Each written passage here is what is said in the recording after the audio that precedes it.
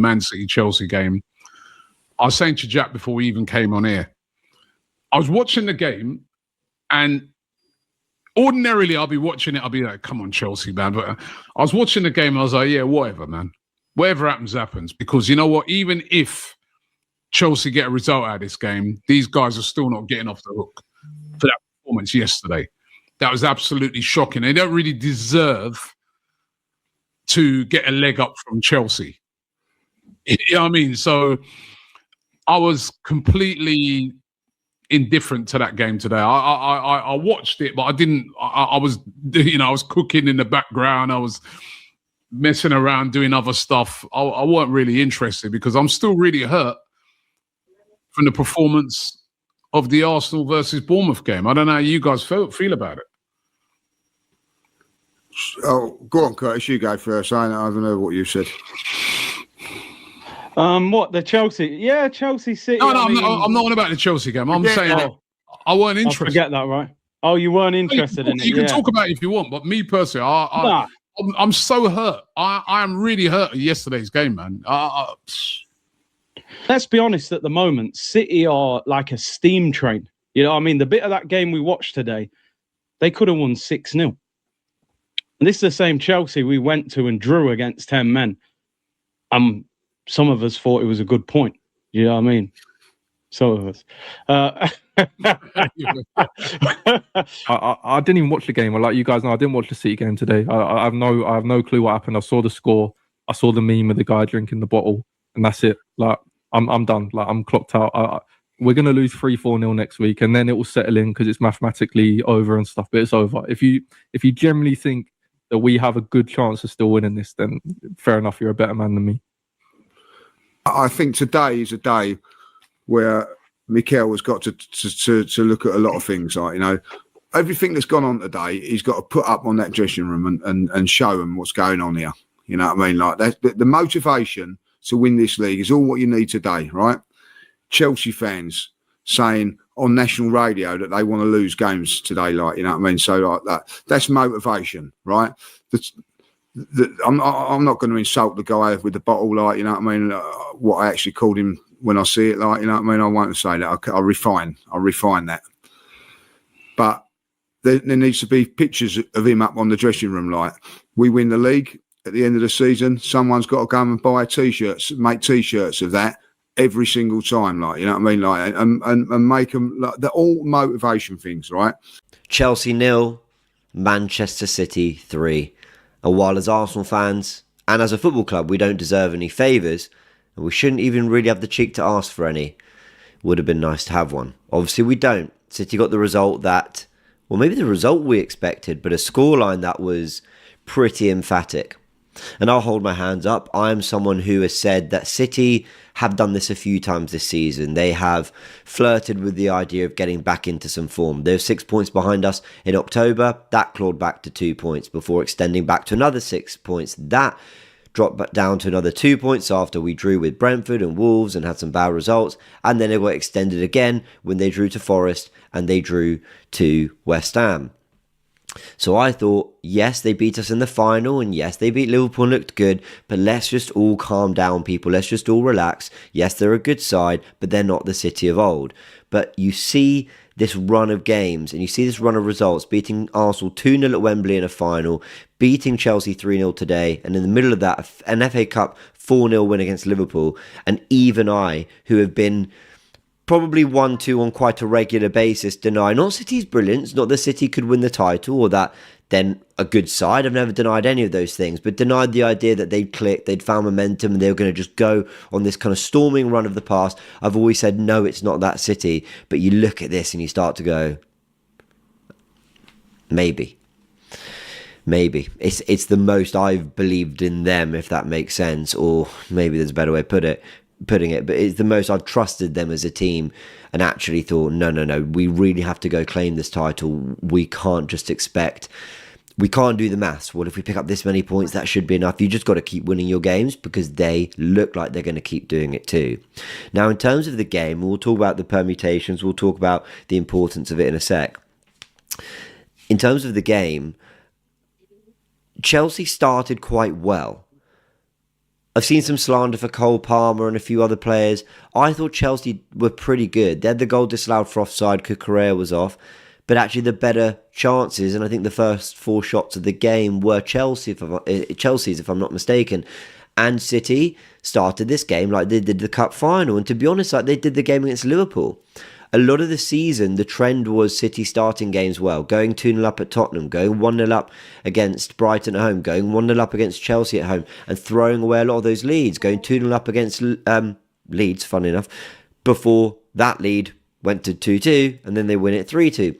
So, they were 5-1 up against Fulham. That went to 5-4. So the trend had more been City starting fast, but actually their defence catching up with them. And what we've seen more recently is them actually have a more tepid, slower start into games, settling in, and then the second half they've been able to really crank up the pressure, play their football, and go and put teams to the sword. And they're scoring really good goals with magicians at the heart of it, like Shirky, like Bernardo Silva, like Rodri, like Semenyo, like Doku, and they're creating and crafting some really lovely goals. They've also found particular tactics that teams don't know how to deal with. O'Reilly's not just inverting into midfield to give a double pivot and build up. He's actually moving into a 3 and advancing beyond. It's a very high inverted area for him where they tried him in midfield a little bit so he could bomb up and down as kind of a box to box like Gundogan. He's essentially doing that from left back. And with that, they've been able to get his kind of power and pace and strength and box crashing ability into central midfield while still having Bernardo Silva floating, Shirky floating, Rodri doing what he does,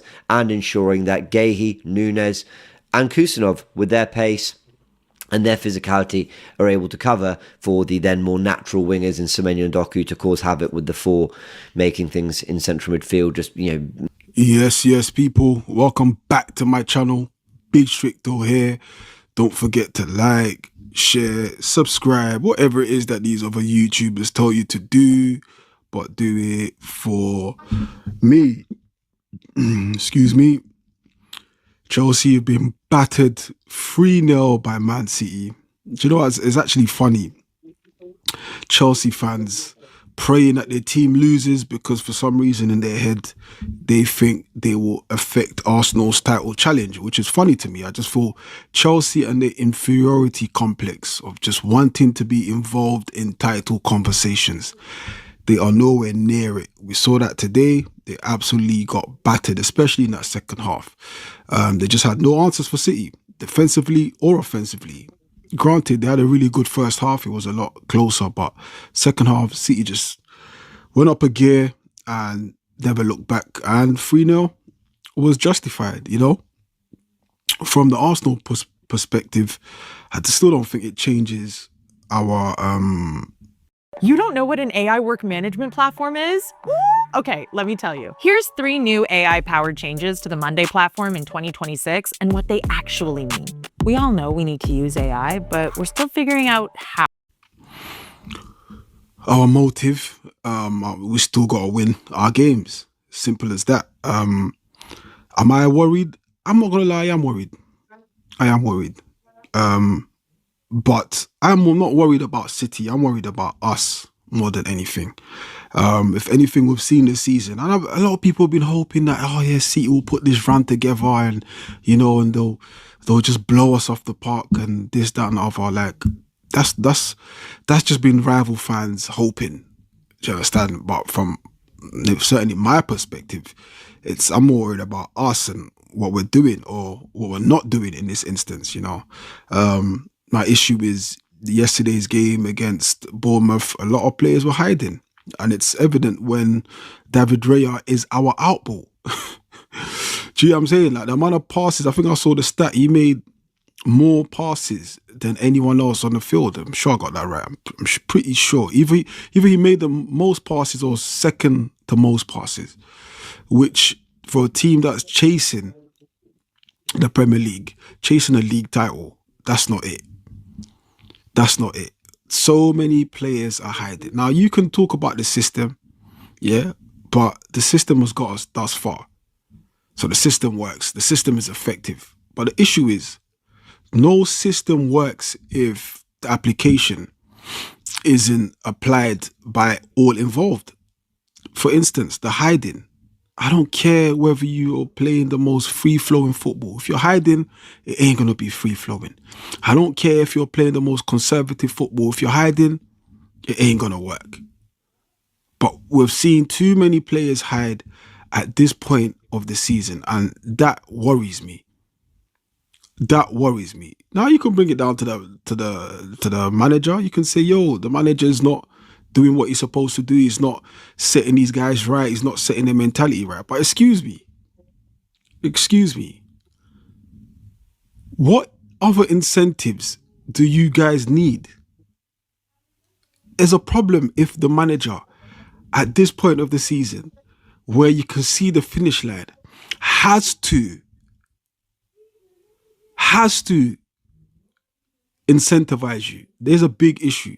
Was this right here is a 3-0 devastating win for Manchester City against Chelsea, bro. O'Reilly, Gahey, and Doku put that away. Haaland didn't need to contribute. Semenyo didn't need to do anything either. They just didn't need to do anything because they have an all-round team who could contribute goals. And this is how the running is looking. Arsenal is 6 points clear. We could have made the gap 12 going into before this game even kicked off, but we didn't do that. We let ourselves down. Even a goal difference, the gap is only 3 in terms of that. They do have a game in hand.